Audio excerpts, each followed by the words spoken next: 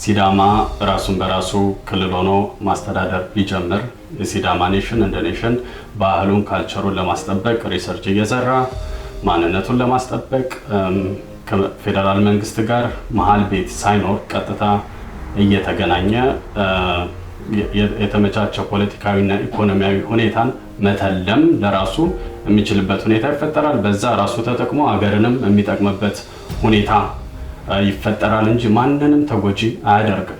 ነገር ግን የሲዳማ ክልል ሆኖ መውጣት አገር ያፈርሳል፣ ኢትዮጵያ ሊያልቅላት ነው የሚል ከአመክንዮ ጋር የተፋታ ጥሩምባ በከፍተኛ ሁኔታ እየተነፋ ከዳር ዳር እየተስተጋባ እና ብዙ አክተሮች ተደምረውበት መንግስትም ለነዚህ ጩኸቶች ጆሮ ሰጥቶ ሲያደርግ በነበረው ሁኔታ ተግዳሮቱ ከፍ ያለ ሊሆን ችሎ ነበር። ስፔሲፊካሊ ወደ ተከሰቱት ነገሮች ስንመጣ የሲዳማ ህዝብ ጥያቄ ኢሊቶች የሚያጮሁት ወይም በጥቂት ምሁራን የሚቀነቀን እንዳልሆነ በግልጽ በሚያሳይ መልኩ ከሚሊዮን በላይ የሚሆን ህዝብ ከአንድም ሁለቴ በአንድ ወቅት ላይ አጠቃላይ ማህበረሰቡ በሌላ ወቅት ደግሞ ሴቶች ወጥተው አደባባይ ላይ በመውጣት ጥያቄያችን ነው፣ የህዝቡ በሙሉ ፍላጎት ነው በሚል ገልጸው ነበር። የህዝቡን ጥያቄ ሪስፔክት አድርጎ ከህዝብ ዘንድ ከመንግስት ዘንድ የተሰጠ ምንም አይነት ምላሽ አልነበረም፣ ዝምታ ነበር። በአጠቃላይ እስከ 11ኛው ሰዓት ድረስ ከመንግስት ለጥያቄው አክብሮ የመስጠት ከህዝብ ጋር ተቀራርቦ የመስራት ፍላጎት ኢኒሺዬሽን የማሳየት ነገር አልነበረም። በ11ኛው ሰዓት ግን ጠቅላይ ሚኒስትር አብይ አህመድ በፓርላማ አጀንዳ አድርገውት ሳይሆን ከፓርላማ አባል ለተነሳላቸው ጥያቄ መልስ ሲመልሱ ከመንግስት ዘንድ ሪል በጎ ፍቃድ እንደሌለ ጠቋሚ የሆነ ምላሽን ሰጥተው ነበር። 3 ምክንያቶችን አንስተዋል ጠቅላይ ሚኒስትሩ በፓርላማ። አንደኛው ምርጫ ቦርድ ጊዜ እንደሚፈልግ ለማደራጀት የካፓሲቲ ችግር እንዳለበት ካፓሲቲ ቢልድ ለማድረግ ጊዜ እንደሚፈልግ ከጊዜ ጋር የተገናኘ ምክንያት አስቀምጠዋል። በሁለተኛ ደረጃ ያስቀመጡት ምክንያት ደህዴን የሚያስጠናው ሳይንሳዊ ጥናት አለ፣ ያ ለመጠናቀቅ ጊዜ ይፈልጋል የሚል ምክንያት ነበር ያስቀመጡት። ይሄ በመሰረቱ ምንም አይነት ህገ መንግስታዊ አግባብ የሌለው ፕሮሲጀር ነው። የደህዴን ጥናት የህዝብ ጥያቄ ህገ መንግስቱን ጠብቆ ከመመለስ ጋር የሚያገናኘው ነገር የለም። ስለዚህ በዛ መልኩ ብንቀበለውም እንደው ከጊዜ ጋር የተገናኘ ምክንያት ነው ብለን ልናልፈው እንችላለን። ሶስተኛው የጠቀሱት ምክንያትና የመንግስትን በጎ ፈቃድ ማጣት የሚያሳየው ወይም አለመኖር የሚያሳየው ምክንያት ደግሞ ምንድነው? ሌሎች ክልሎች ይሁንታ ሊሰጡበት ይገባል የሚለው እዛ ውስጥ ዲቴል ውስጥ ገብተን መናገር እንችላለን። ግን ህገ መንግስቱ ላይ 39 47 አርቲክሎች ላይ ሌሎች ክልሎች መስማማት አለባቸው የሚል ምንም አይነት ቅድመ ሁኔታ የተቀመጠ የለም።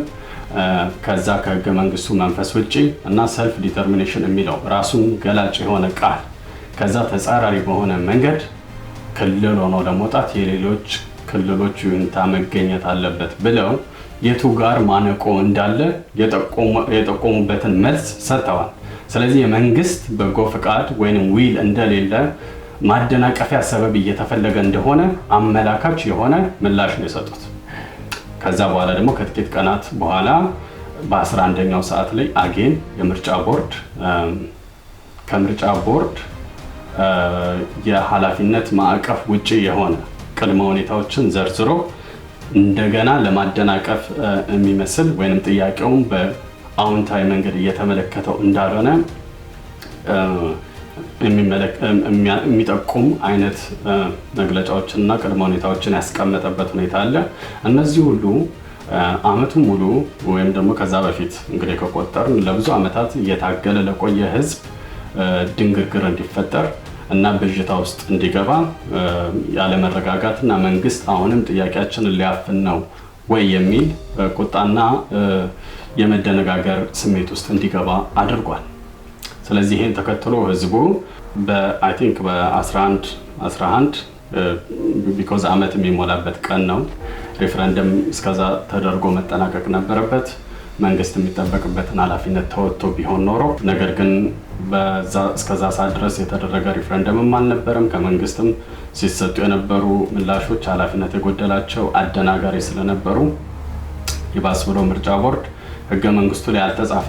ማንኛውም በተራ ንባብ ማንም ሰው አማርኛ ወይም እንግሊዝኛን አንብቦ መረዳት የሚችል ሰው መረዳት እንደሚችለው ጥያቄው ለክልል ምክር ቤት በገባ በአንድ ዓመት ጊዜ ውስጥ ምርጫ ይደራጃል ከሚለው ተጻራሪ በሆነ መልኩ ለእኔም አንድ ዓመት ጊዜ መሰጠት ይገባል ብሎ ምርጫ ቦርድ በእብሪት በኃላፊነት በጎደለው ሁኔታ የተናገረውን ተከትሎ ህዝቡ በጉዳዩ ላይ በ1111 ለመምከር ትራዲሽናሊ ጉዱማሊ ወደሚባለው ቦታ በሚያዘግሙበት ሰዓት በጉዳዩ ላይ ለመምከር አንድ ላይ መንግስት በወሰደው የኃይል እርምጃ ከዛም በኋላ ህዝቡ ደግሞ በቁጣ ለዛ በሰጠው ምላሽ የተፈጠረውን ኮምፕሊኬሽን ሁላችንም ያየነው ነው።